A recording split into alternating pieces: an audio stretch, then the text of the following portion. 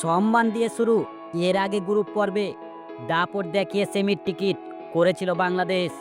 অনূর্ধ্ব-19 দল সেমিতেও সে দাপট অব্যাহত রেখেছে বাংলাদেশ।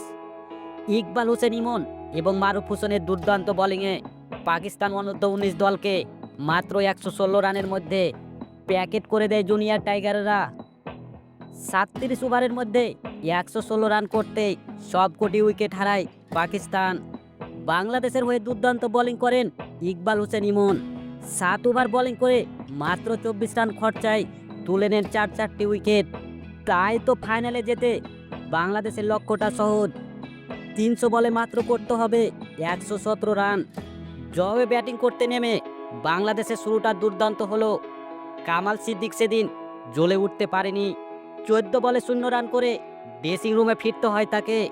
20 রানের মধ্যে 1 উইকেট হারায় বাংলাদেশ। এমন সময় উইকেটে আসেন অধিনায়ক আজিজুল হাকিম। তামিম এসে আবার দুর্দান্ত ব্যাটিং শুরু করেন। তবে এর পরের ওভারে আরও একটি উইকেট হারায় বাংলাদেশ।